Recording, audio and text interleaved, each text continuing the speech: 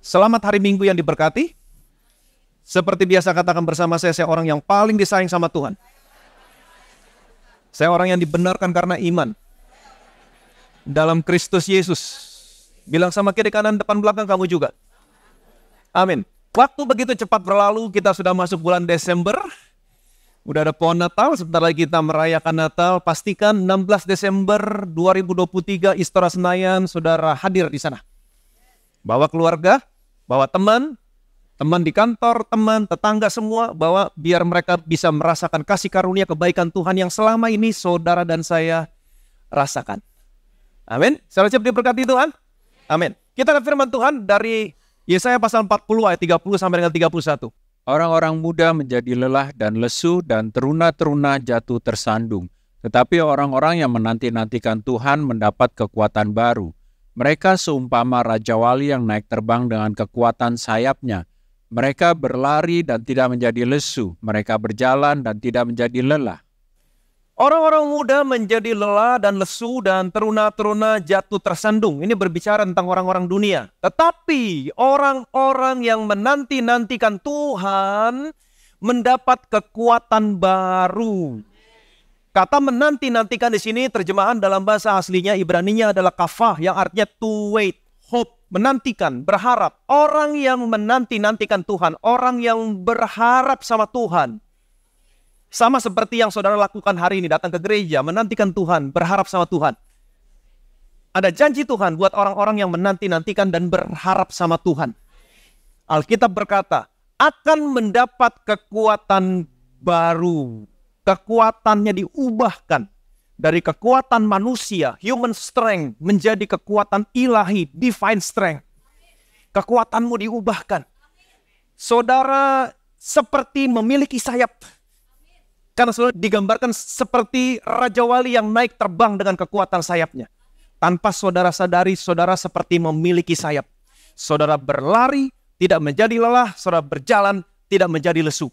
Orang dunia tersandung, orang muda menjadi lelah dan lesu. Teruna-teruna tersandung. Kalau mereka tersandung, saudara tetap berjalan. Mereka berjalan, saudara berlari. Kalau orang dunia berlari, saudara naik terbang dengan kekuatan sayap. Yang percaya boleh bilang amin. Terus datang ke gereja, terus menantikan Tuhan, terus berharap sama Tuhan. Kalau saya perhatikan baik-baik, saudara sedang hidup dalam dunia, dalam budaya, banyak orang yang tidak lagi memiliki rasa hormat. Nggak ada lagi respect. Di rumah, anak-anak nggak hormat lagi sama orang tua. Di sekolah, murid nggak hormat lagi sama gurunya. Di kampus, mahasiswa nggak hormat lagi sama dosennya. Dalam lingkungan sosial, orang-orang yang muda nggak lagi hormat sama orang yang lebih tua. Dalam kehidupan berbangsa, rakyat nggak lagi hormat sama pemerintah. Di dalam gereja, bukan di gereja di sini. Nggak hormat lagi sama leader, nggak hormat lagi sama pastor, sama pendetanya. Bahkan banyak orang sekarang yang nggak hormat sama Tuhan. Saudara hidup dalam dunia seperti sekarang ini. Memiliki budaya yang seperti sekarang ini. Sama seperti yang terjadi pada zaman hakim-hakim. Kitab hakim-hakim mencatat bahwa mereka melakukan, pada zaman itu mereka melakukan apa yang benar menurut pandangannya sendiri. Sekarang kalau saudara perhatikan baik-baik, waktu orang melihat ada sesuatu yang salah menurut pandangannya sendiri, mereka protes, mereka komplain, mereka tulis di sosial media. Apa yang benar menurut pandangannya, padahal pandangannya belum tentu benar. Nah, saudara hidup dalam dunia seperti sekarang ini. Tapi Alkitab berkata, hormatilah pemimpinmu. Alkitab tidak berkata, hormatilah pemimpinmu kalau pemimpinmu sempurna, enggak. Hormatilah pemimpinmu karena mereka adalah pemimpinmu. Amin. Dan anak-anak, saya nggak peduli umur saudara berapa, sekalipun rambutmu sudah putih, tapi kalau selama kamu masih punya orang tua, hormatilah orang tuamu. Apalagi kalau orang tuanya udah pensiun, tidak memberikan berkontribusi sama kehidupan, kebanyakan mereka udah nggak hormatin lagi orang tua, kasih makan seadanya. Selama kamu masih punya orang tua, berapapun umur saudara, hormati orang tuamu. Alkitab tidak berkata hormati orang tuamu kalau orang tuamu sempurna. Tidak. Tidak ada orang tua yang sempurna. Hormati orang tuamu karena memang sudah demikian di dalam Tuhan, kata Alkitab. Hai anak-anak, hormatilah orang tuamu karena demikianlah dalam Tuhan. Ada satu janji Tuhan buat anak-anak yang menghormati orang tuanya.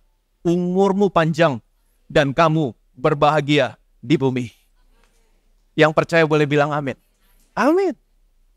Nah, hari ini saya mau ajak saudara untuk melihat isi hatinya Tuhan. Seberapa banyak yang mau melihat isi hatinya Tuhan?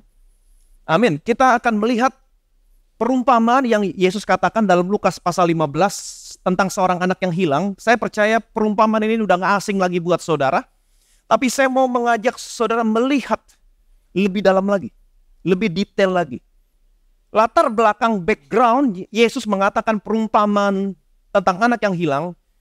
Latar belakangnya saudara bisa ketemukan dalam pasal sebelumnya, Lukas pasal 14. Di situ diceritakan Yesus diundang makan di rumah salah seorang pemimpin dari orang-orang Farisi. Waktu Yesus diundang, Yesus datang ke rumahnya, Yesus merasa nggak nyaman. Kenapa Yesus merasa nggak nyaman? Karena mereka berebut mencari posisi. Mereka berusaha untuk duduk di tempat-tempat yang terhormat. Itu sebabnya Yesus berkata kepada murid-muridnya, kalau kamu diundang pesta, kamu lebih baik duduk di tempat yang rendah. Mungkin tuan rumah akan datang kepadamu dan berkata, duduklah di depan. Jadi, duduklah di tempat yang rendah, jangan di tempat yang kehormatan, kalau kamu nggak mau terjadi yang sebaliknya. Betul? Sekalipun Yesus tamu kehormatan, dia merasa nggak nyaman. Alkitab menceritakan, dia keluar dari rumah itu. Kemudian, orang berbondong-bondong mengikuti Yesus. Orang yang berasal dari rumah tempat di mana Yesus diundang. Pemimpin orang Farisi. Tentunya semuanya isinya orang Farisi. Mereka keluar berbondong-bondong mengikuti Yesus. Dan saya mau saudara mengerti.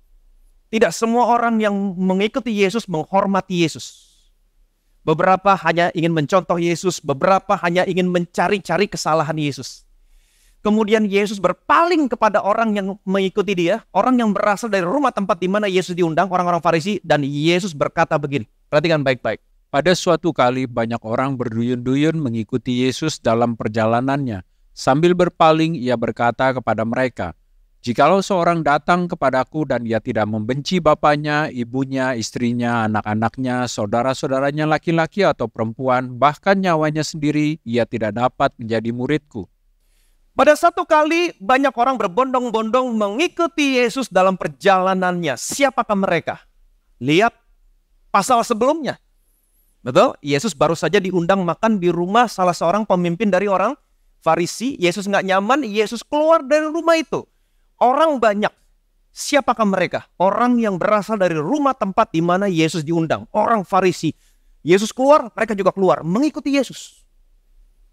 Orang-orang yang merasa dirinya benar, lebih benar daripada orang lain. Kemudian Yesus berpaling kepada mereka, dan ini yang Yesus katakan, jikalau seorang datang kepadaku dan ia tidak membenci bapaknya, ibunya, istrinya, anak-anaknya, saudara-saudaranya, laki-laki atau perempuan, bahkan nyawanya sendiri, ia tidak dapat menjadi muridku. Apakah benar demikian? Kalau saudara mau mengikuti Yesus, saudara harus membenci bapamu, ibumu, istrimu, anakmu, saudara laki-laki, perempuan. Tadi baru saya katakan, hormati orang tuamu. Di sini Yesus berkata, benci orang tuamu. Kontradiksi.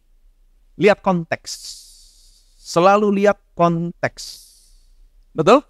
Kepada siapa Yesus berkata, barang siapa mengikuti aku, ia tidak membenci bapaknya, ibunya, istrinya, maka dia tidak bisa menjadi muridku. Kepada siapa? Kepada orang-orang yang baru saja keluar dari rumah di mana Yesus diundang. Siapakah mereka? Orang Farisi. Orang yang merasa dirinya benar. Dan kalau saudara perhatikan baik-baik, di sini Yesus mengatakan tuntutan. Kalau kamu nggak membenci, apakah benar Yesus menyuruh saudara membenci? Dalam bahasa aslinya, perhatikan baik-baik, kata membenci di sini terjemahannya adalah miseo, yang artinya to love less. Dengan kata lain, Tuhan mau berkata begini, kalau kamu mau menjadi muridku, kamu harus mengasihi aku lebih dari apapun. Lebih dari bapamu, lebih dari ibumu, lebih dari istri, anak, saudara laki-laki, saudara perempuan. kasihmu kepada mereka harus lebih kecil. Kasihmu kepadaku harus lebih besar daripada kasihmu kepada mereka. Nah, ini tuntutan. Sekali lagi, lihat konteks. Apa yang Yesus katakan adalah tuntutan. Kepada siapa biasanya Yesus mengatakan tuntutan? Kepada orang yang merasa dirinya benar. Saudara masih ingat ada seorang anak muda yang kaya raya, dia datang sama Yesus dan dia bertanya sama Yesus, apakah yang harus aku lakukan supaya aku memperoleh hidup yang kekal? Apa yang harus aku lakukan? Apa yang harus aku perbuat supaya aku bisa masuk surga? Yesus kasih hukum Taurat. Kenapa? Karena orang ini mengandalkan perbuatannya. Yesus kasih hukum Taurat. Yesus begitu mengasihi orang ini, supaya orang ini menyadari bahwa perbuatanmu nggak bisa membawa kamu masuk surga. Kamu butuh juru selamat. Yesus kasih hukum Taurat. Kamu tahu tentunya hukum Taurat. Jangan berzina, jangan membunuh, jangan mencuri, jangan bersaksi dusta. Hormati ayahmu ibumu. Dan dengan sombongnya orang ini berkata, oh yang seperti itu sudah sejak muda aku lakukan. Sombong. Yesus mengatakan tuntutan. Oke, kalau begitu ada lagi satu yang kurang. Jual hartamu, bagikan kepada orang miskin, ikut aku. Kalau kamu mau ikut aku, kasihmu kepadaku harus lebih daripada apapun. Jual hartamu. Dan orang ini waktu mendengar perkataan Yesus, dia begitu sedih. Kenapa? Karena hartanya banyak. Dia pergi, dia gagal. Yesus mengasihi anak muda ini. Yesus mau anak muda ini diselamatkan. Yesus kasih hukum Taurat supaya anak muda ini menyadari, saya nggak sanggup, saya butuh juru selamat. Jadi kepada siapa Yesus mengatakan tuntutan? Kepada orang yang merasa dirinya benar, orang yang sombong. Dan pasal berikutnya, saudara bisa lihat perbandingannya, compare and contrast. Pasal berikutnya, pasal 15. Datanglah serombongan orang yang lain. Orang berduyun-duyun mengikuti Yesus, tapi kelompok yang lain. Siapakah mereka? Pasal 15, ayat yang pertama. Para pemungut cukai dan orang-orang berdosa biasanya datang kepada Yesus untuk mendengarkan Dia. Para pemungut cukai dan orang-orang berdosa biasanya datang kepada Yesus untuk mendengarkan Dia. Datang sekelompok orang yang lain. Siapakah mereka? Pemungut cukai, orang-orang berdosa. Waktu mereka datang sama Yesus, hatinya Yesus terbuka. Tidak ada satupun tuntutan yang Yesus katakan kepada mereka. Betul? Kenapa? Karena mereka datang sebagai orang berdosa dan mereka melihat Yesus sebagai juru selamat. Hatinya terbuka. Dan Yesus merasa nyaman. Kalau tadi Yesus nggak merasa nyaman di rumah itu. Kenapa? Karena semua merasa benar. Berebut posisi. Mencari kehormatan. Tapi mereka datang sama Yesus. Melihat Yesus sebagai juru selamat. Hati Yesus terbuka. Yesus merasa nyaman. Dan Yesus mengatakan 3 buah perumpamaan. Bukan tuntutan, tapi perumpamaan. Yang pertama, perumpamaan tentang seekor domba yang hilang. Ada seorang gembala memiliki 100 ekor domba. Dia kehilangan 1 ekor domba. Alkitab menceritakan. Dia tinggalin yang 99 hanya untuk mencari 1 yang hilang. Adakah seorang gembala yang melakukan demikian? Nggak ada. Kenapa? Karena kemungkinan akan kehilangan lebih banyak lagi. Dia tinggalin yang 99 hanya untuk mencari 1 yang hilang sampai dia menemukannya. Saya sangat suka sekali kalimat ini. Sampai dia menemukannya. Kalau ada di antara keluargamu yang belum selamat, saya mau kasih tahu sama saudara, Tuhan akan cari sampai ketemu. Sampai dia menemukannya. Amin. Dan tidak dikatakan, dia bawa dulu yang 99 pulang, kemudian dia baru cari yang 1. Tidak. Dia tinggalin yang 99. Dia cari 1 yang hilang. Waktu dia menemukannya, dia bersuka cita. Dia taruh di atas baunya, dia bersuka cita, dia pulang ke rumahnya, dia panggil tetangga-tetangga sahabatnya, mari kita berpesta. Adakah gembala yang melakukan hal yang demikian? Enggak ada. Hanya ada 1 yang mau melakukan. Siapa dia? Yesus. Amin. Kemudian Yesus mengatakan perumpamaan berikutnya. Ada seorang perempuan kehilangan 1 dirham. Siapa yang dimaksud dengan perempuan di sini? Perempuan di sini merupakan gambaran tentang siapa? Tentang Roh Kudus. Seorang pribadi yang lemah lembut. Dia punya 10 dirham. Kehilangan 1 dirham. Dia menyalakan pelita. Dia menyapu rumahnya dengan cermat sampai dia menemukannya. Selalu dia cari sampai dia menemukannya. Amin. Kemudian apa terjadi waktu dia menemukannya? Dia bersuka cita kembali. Dia undang tetangganya, dia undang sahabat-sahabatnya. Mari kita berpesta. Ada yang melakukan demikian? Tidak ada. Saudara punya uang 1 juta, masukin dalam amplop. Saudara lupa taruh. Saudara cari seluruh rumah. Ketemu. Saudara bersuka cita. Mungkinkah saudara telepon tetangga, keluarga, mari, saya kehilangan duit 1 juta. Ayo ke rumah, kita ngucap syukur. Kamu pesan makan, pesan makan semua. Totalnya 2,5 juta. Ada? Tidak ada. Kecuali Roh Kudus. Perumpamaan yang ketiga. Ada seorang bapak. Dia punya 2 orang anak. Yang bungsu berkata kepada bapaknya, berikanlah harta milik kita yang menjadi hakku. Kemudian bapaknya membagi warisan di antara keduanya. Jadi bukan hanya yang bungsu yang dapat. Yang sulung juga dapat. Kemudian beberapa hari kemudian, yang bungsu menjual hartanya. Dia pergi ke negeri yang jauh. Dia hidup berfoya-foya, memboroskan hartanya. Dia miskin, dia bangkrut, dia melarat. Dan ketika itu terjadi bahaya kelaparan. Dia kerja kepada seseorang menjaga babi. Waktu dia lapar, dia mau makan ampas babi, tapi tidak ada seorang pun yang memberikan kepada dia. Ayat 17, perhatikan baik-baik. Lalu ia menyadari keadaannya, katanya, betapa banyaknya orang upahan bapakku yang berlimpah-limpah makanannya, tetapi aku di sini mati kelaparan. Lalu ia menyadari keadaannya, katanya, betapa banyaknya orang upahan bapakku yang berlimpah-limpah makanannya. Dia bukan hanya menyadari keadaannya, tapi dia juga menyadari kebaikan hati bapaknya. Amin. Karena dia ingat, di rumah bapakku ada begitu banyak orang upahan yang bapakku kasih makanan kepada mereka berlimpah-limpah. Jadi dia tidak hanya menyadari keadaannya, dia menyadari kebaikan hati bapaknya terhadap orang-orang upahan di rumah bapaknya. Kalau di rumah saudara ada orang-orang yang tinggal bekerja sama saudara, saya mau kasih tahu, beri mereka makan dengan baik. Jangan kasih makanan sisa. Kasih mereka makan dengan baik. Amin. Tunjukkan kasihmu kepada anak-anakmu dengan cara demikian. Saudara tahu apa yang terjadi? Kasih bapaknya yang menuntun anak ini pulang ke rumah.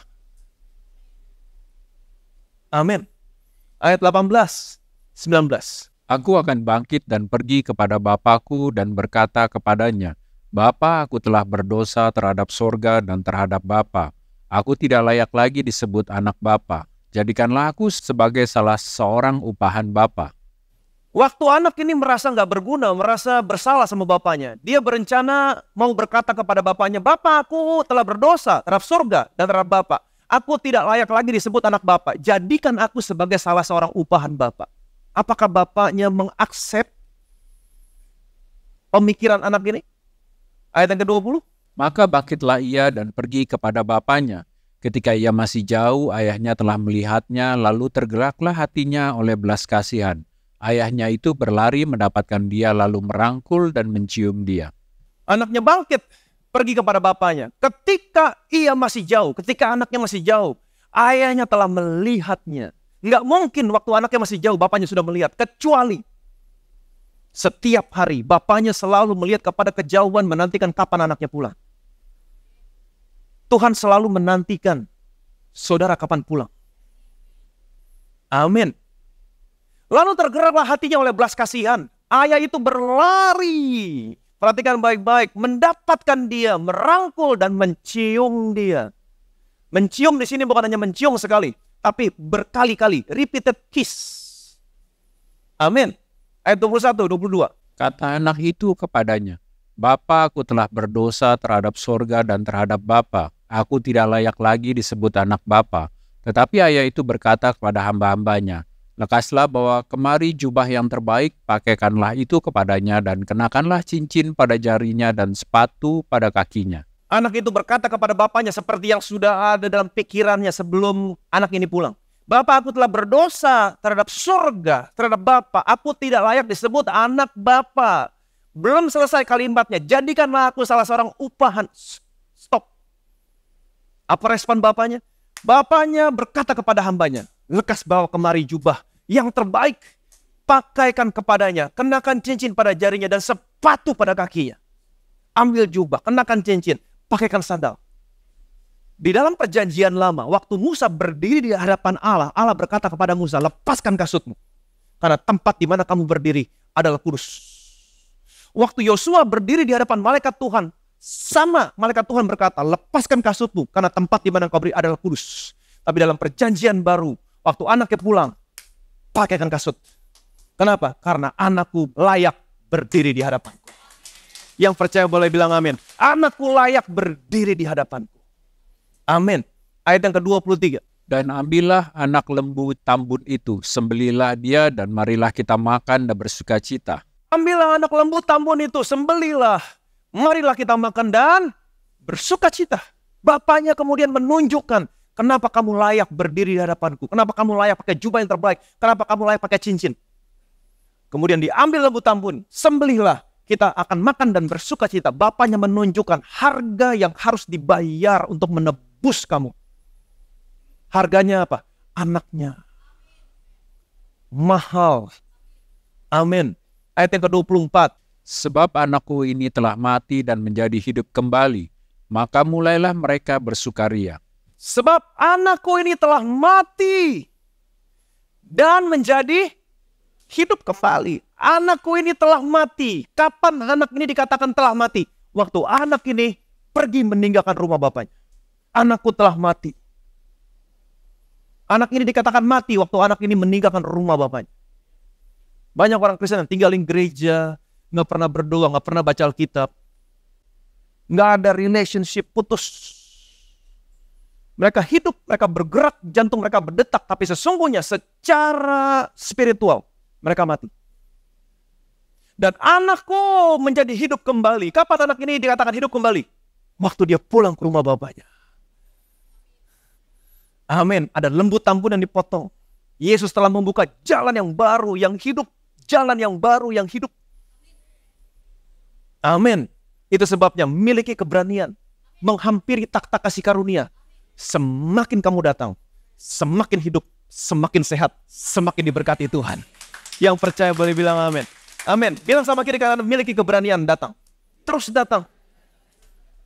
Menantikan Tuhan, berharap sama Tuhan. Kamu punya kekuatan yang baru.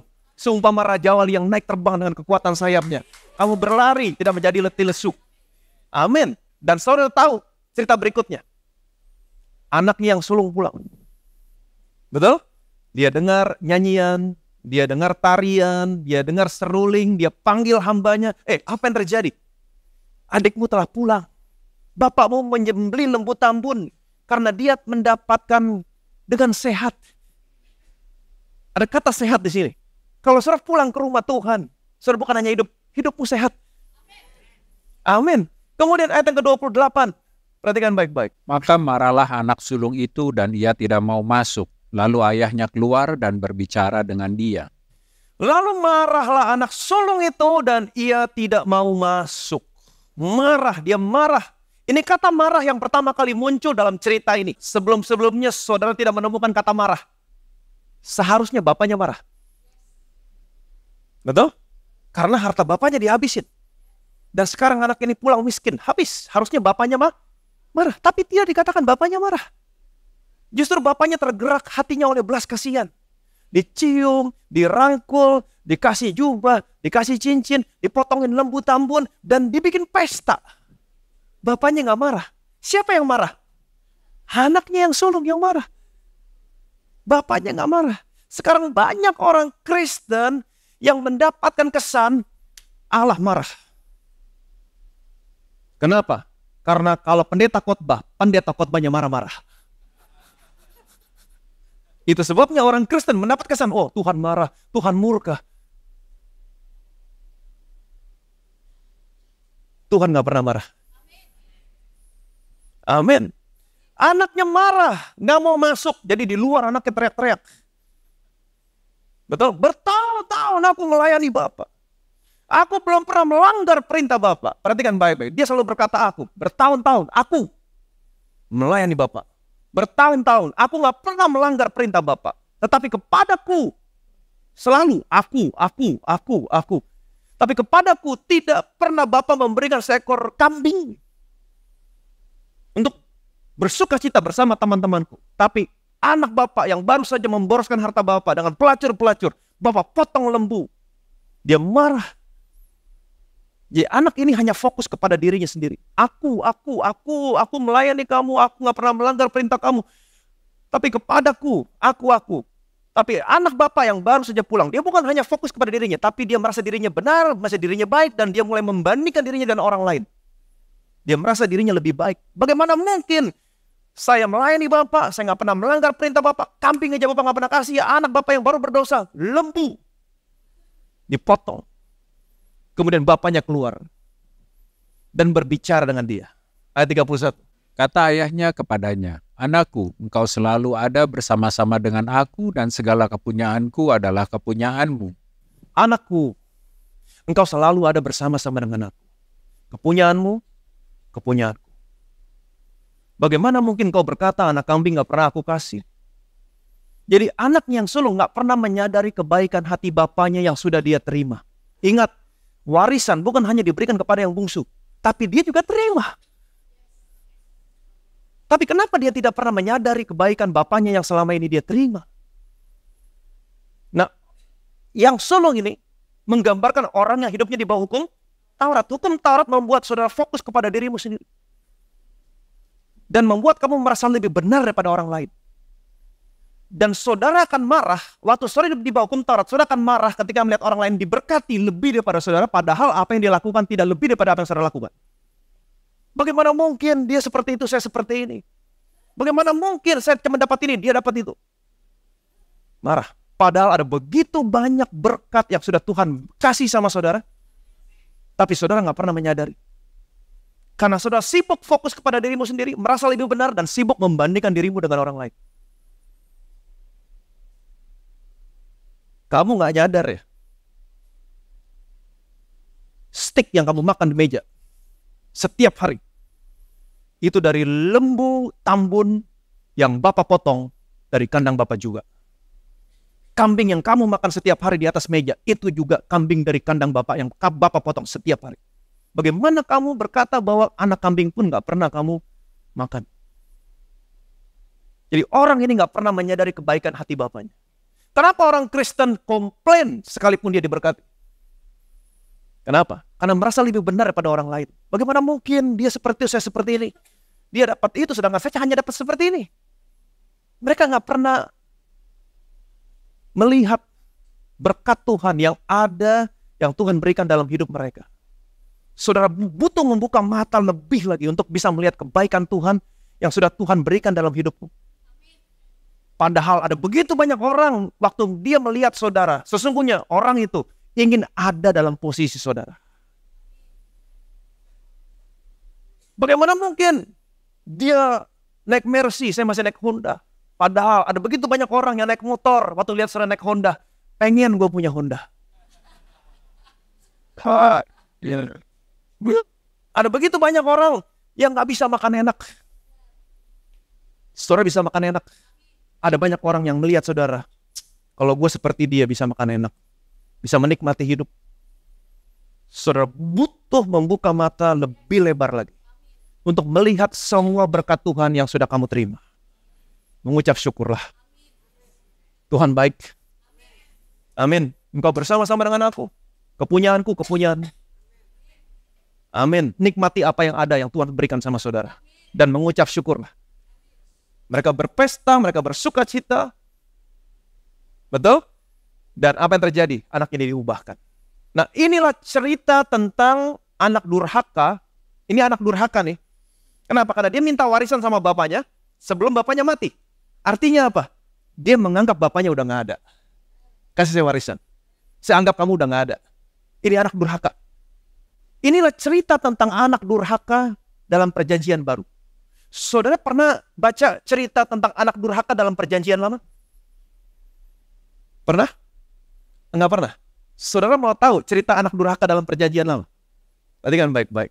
Apabila seseorang mempunyai anak laki-laki yang degil dan membangkang, yang tidak mau mendengarkan perkataan ayahnya dan ibunya, Dan walaupun mereka menghajar dia, tidak juga ia mendengarkan mereka. Maka haruslah ayahnya dan ibunya memegang dia dan membawa dia keluar kepada para tua-tua kotanya di pintu gerbang tempat kediamannya. Dan harus berkata kepada tua-tua kotanya, "Anak kami ini degil dan membangkang. Ia tidak mau mendengarkan perkataan kami, ia seorang pelahap dan peminum. Maka haruslah semua orang sekotanya melempari anak itu dengan batu sehingga ia mati. Demikianlah harus kau hapuskan yang jahat itu dari tengah-tengahmu, dan seluruh orang Israel akan mendengar dan menjadi takut." Inilah cerita tentang anak durhaka dalam perjanjian lama. Kalau ada anak yang durhaka, nggak bisa dibilangin, membangkang, kurang ajar. Apa yang harus dilakukan sama orang tuanya? Orang tuanya akan membawa dia ke pintu gerbang. Kasih tahu sama tua-tuanya, pelahap, peminum, segala macam. Sama kriterianya sama yang tadi.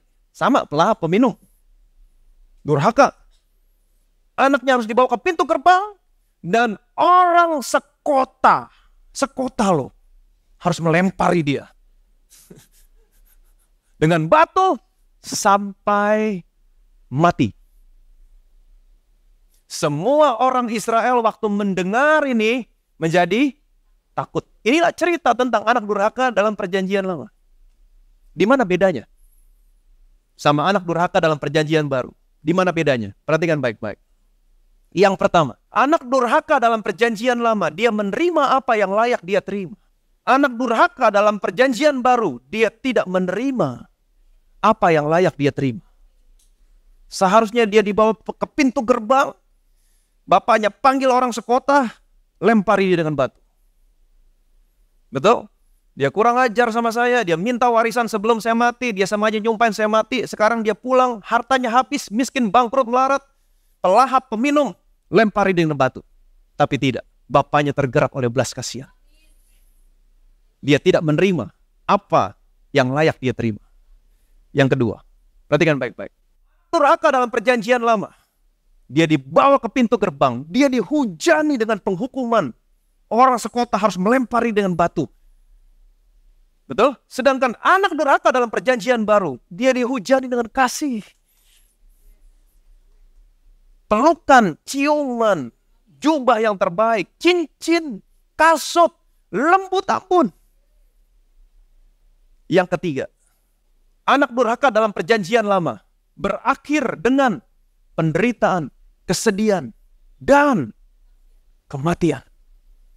Tapi anak durhaka dalam perjanjian baru berakhir dengan pujian, tarian, sukacita. Dan ini yang paling penting, kehidupan yang baru.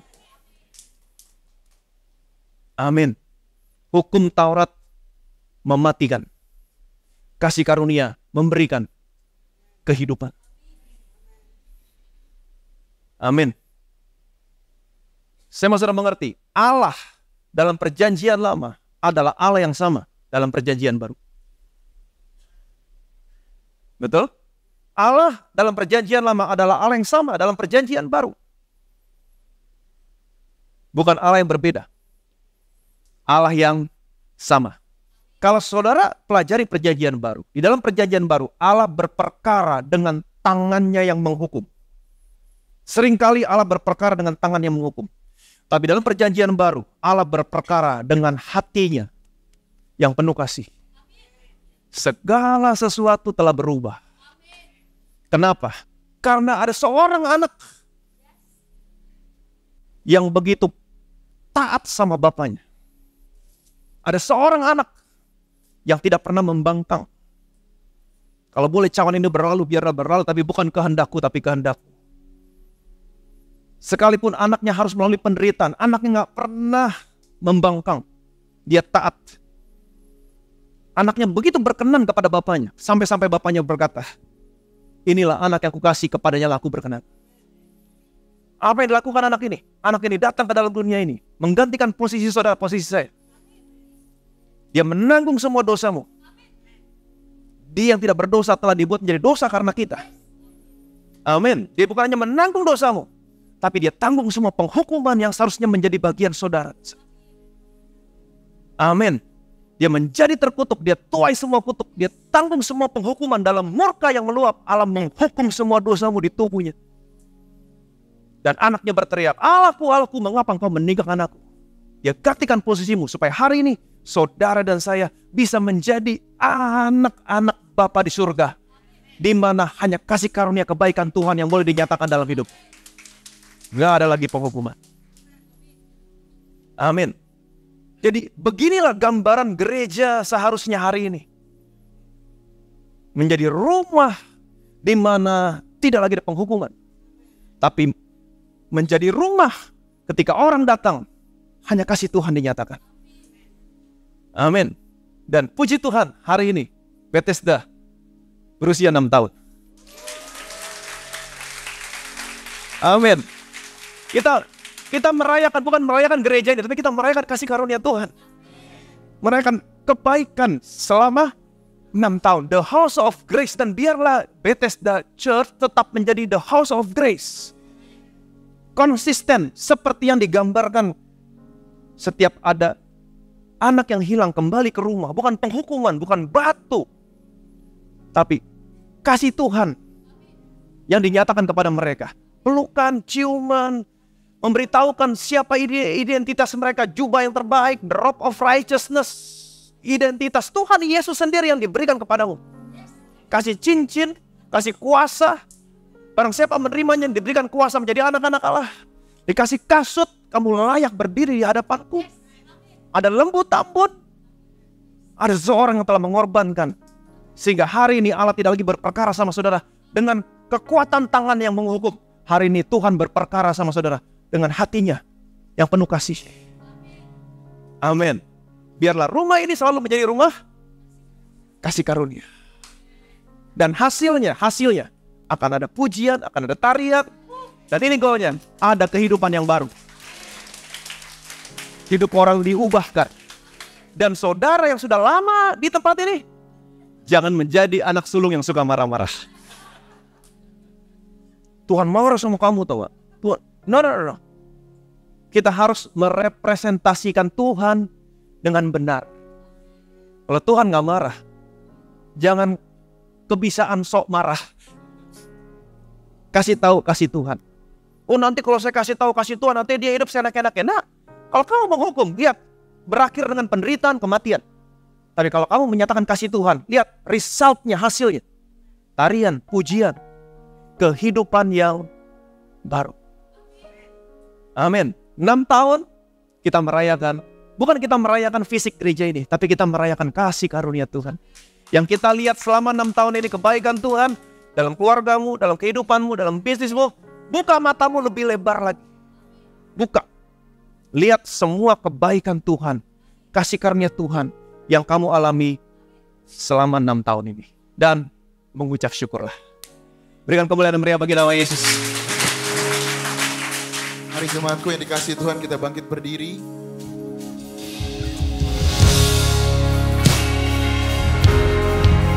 Terima kasih Tuhan untuk kasih-Mu Tuhan yang selalu baru setiap pagi buat setiap kami Tuhan.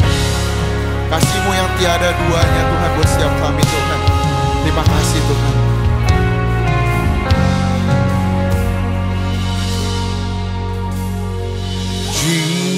Jesus, there is no love like yours to me.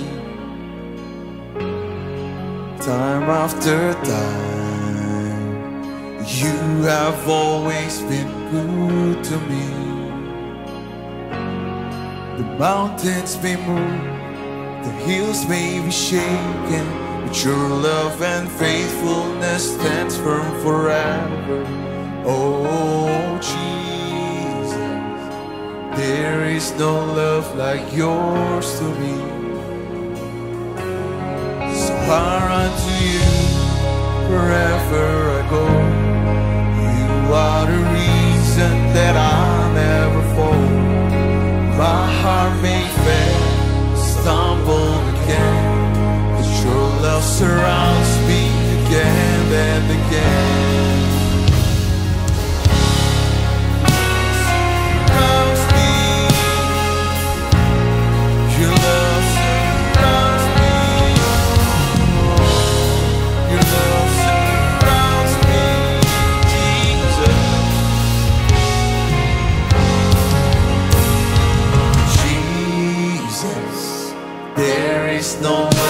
like yours to me.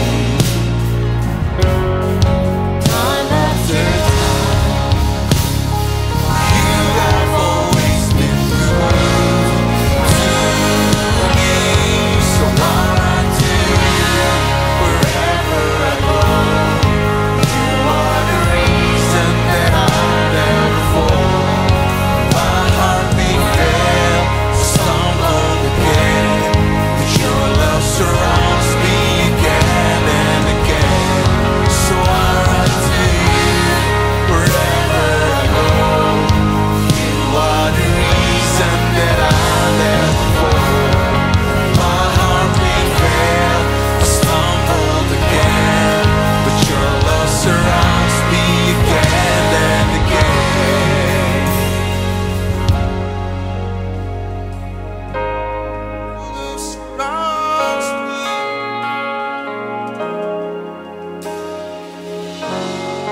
You will carry my cross, leave the 99 for me.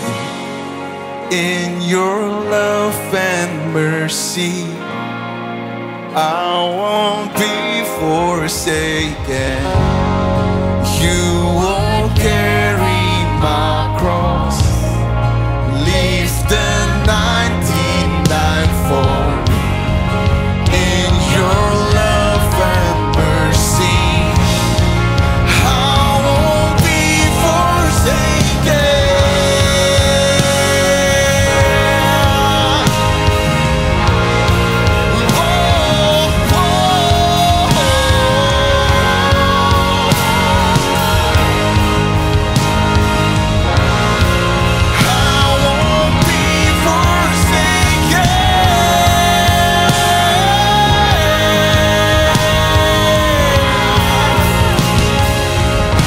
So I run to you wherever I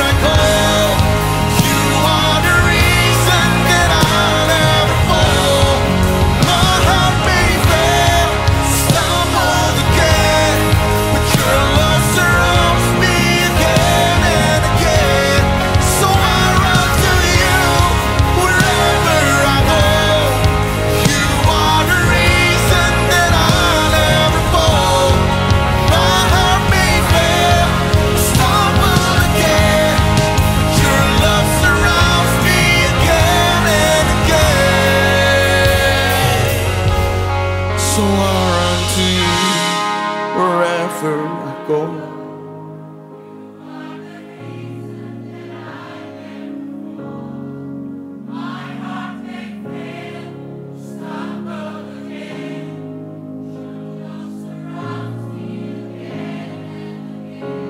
So I run to you wherever I go. You are the reason that I never fall. My heart may fail, I stumble again, but your love surrounds me again and again. Kita beri tepuk tangan bagi Tuhan Yesus Kristus yang mengasihi saudara tanpa batas.